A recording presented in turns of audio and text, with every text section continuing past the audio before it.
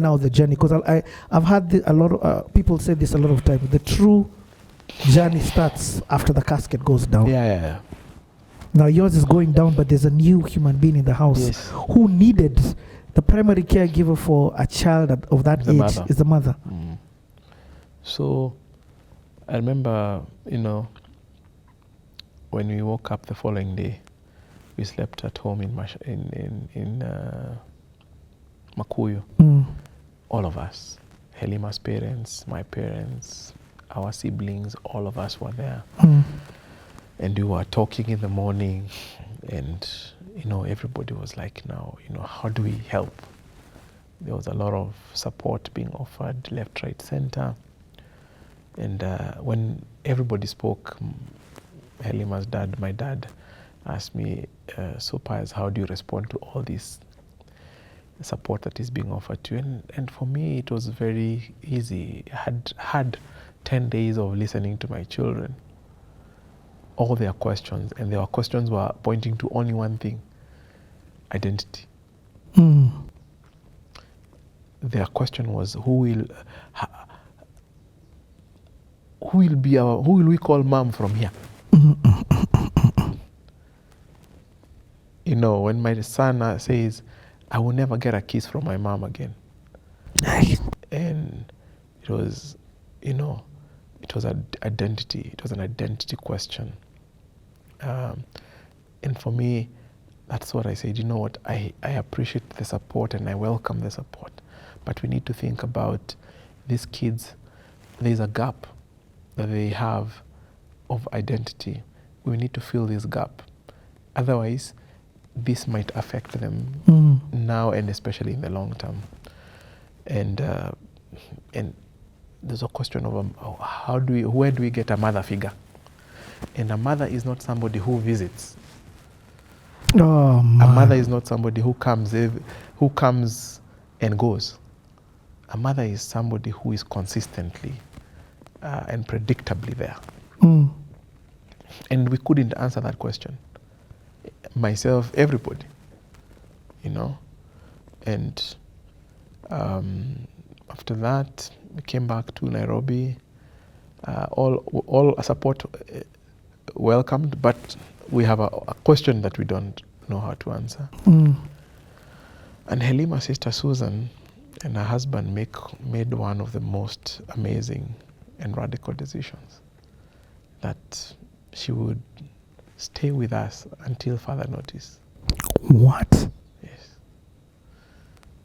So, and Reverend Tom Otieno, who is a brother and a friend, we had a meeting and he told me, Pius, we have had a meeting as a family and this is what we have decided.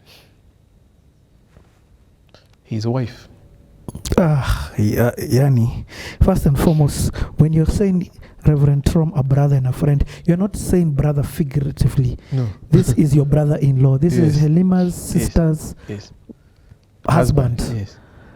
Yes. So they say what? We have come to a conclusion. Yes, that if it was the other way around, Helima would have been the only sister.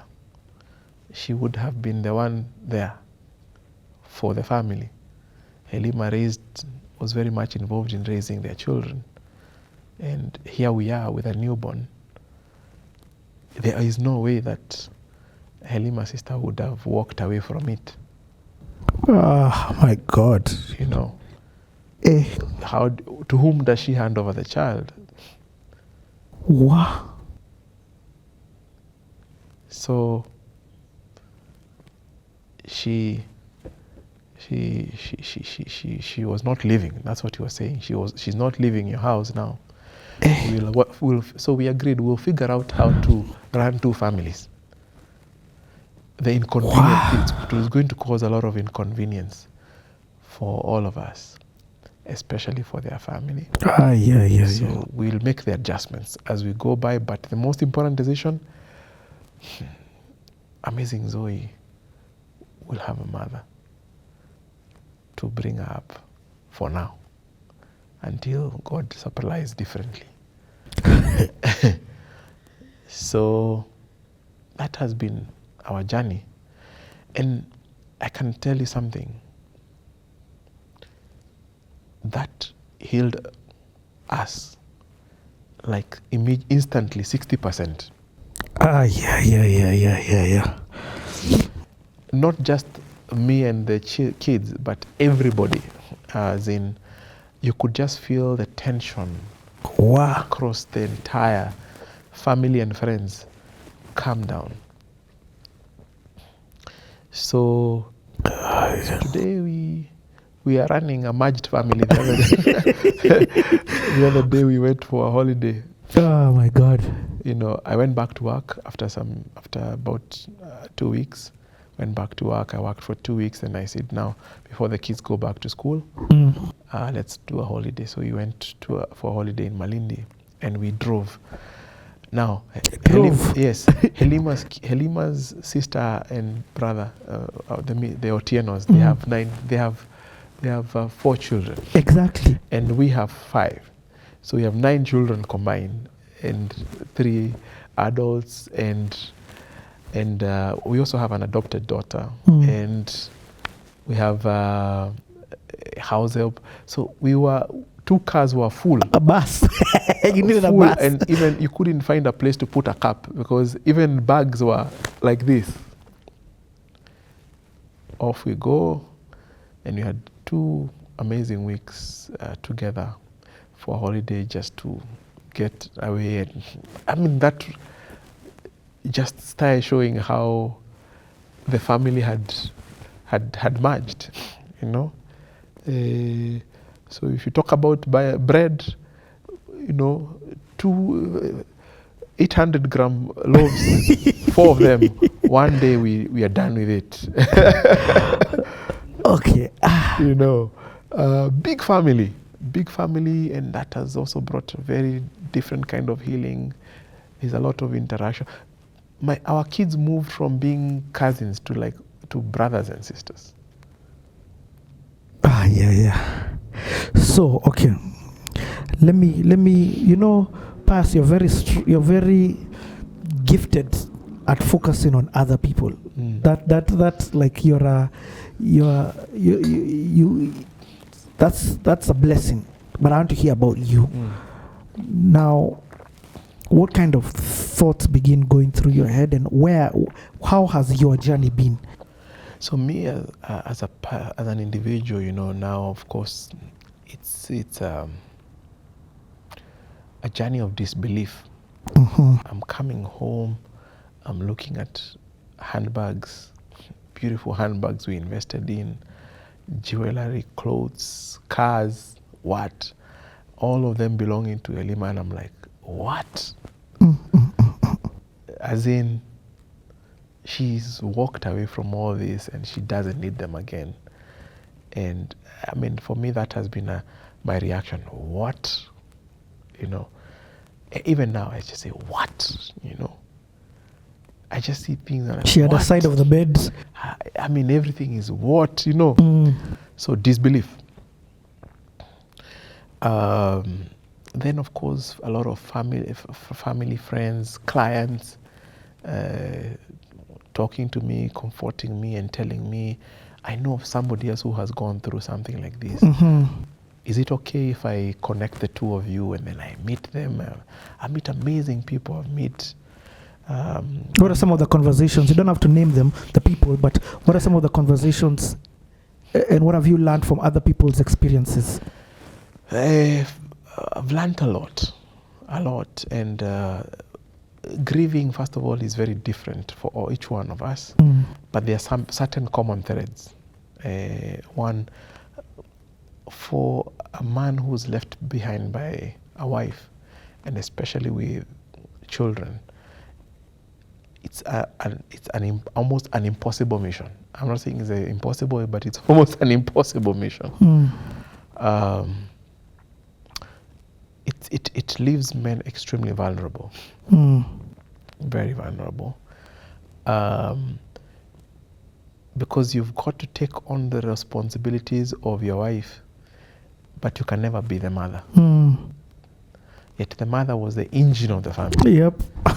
You know, I remember going home, and I'm like, it's dark. And I'm like, what happened? They're like, there are no lights. And then we try to find out what happened. And they're like, we've not paid for power. Helima used to pay for power. And now it's my responsibility to pay for power. Oh, man. You know, like, hey, the internet, why there's no Wi-Fi in the house? What's happened? And Allah, we've not paid for Wi-Fi. Yeah. How do you even pay? What's our account number? Yeah. Like, it's 5th of the month, and someone has not paid the house helps. Allah, it's supposed to come from me. You know. So all this realization of what a companion she was in my life. I started adjusting. I'm trying to take on what I can. I have 5 kids who are coming to terms with their mother not being there, and I've got to be there for each one of them alone, each, because each is grieving and grieving differently. I remember my daughter Tehila asking me the other day, because I told her mom went to heaven, and then she kept praying, you know, God, when we're having dinner, God, you know, I know mom is in heaven, can you bring her back home? And then one day my second-born son just told her, you know what, Tehila, mom went to heaven, she's not coming back. We are the ones who will go to heaven. And so I'm putting her to bed, and she's like, Dad, I know mom went to heaven, but my brother told me she's not coming back. You know? And I'm like, I've got to explain this. And I'm explaining, and then I come the following day, and then she asked me, Dad, mom used to go to hospital and always used to come back. Why is it that she went to hospital this time and she didn't come back? And I'm like, she is trying to figure out what is the connection between hospital and heaven. You know, so the other day I was, she had a very bad cold, and I was taking her to hospital, and I was preparing her to take her to hospital. And she's like, you know, Dad, we go to hospital, then I go to heaven. You know? And I'm like, baby girl, it's not your time for you to go to heaven. You're not going to heaven. Why? Like, there must be a door in hospital where people just walk into heaven. You know? Thank you, God, for that laughter. So anyway, it's a journey, and so I've worked with amazing people. One I don't fear to mention is Pastor John Musimi, who has almost, I read his story, and I was like, wow. I connected with everything that he was going through, you know. And we one of my clients had wanted me to meet him, so we met, and we really struck it off. We became good friends, and he's been there, very supportive. You know, whenever I want to meet him, we meet and we talk, and he tells me this is how you are going through it. You know, how do you handle the children? How do you handle? There are so many stakeholders. He's taught me a lot of things. Like there's something called grief branding. So now when people see you, that's a guy who lost. When people say that's a guy who lost his wife.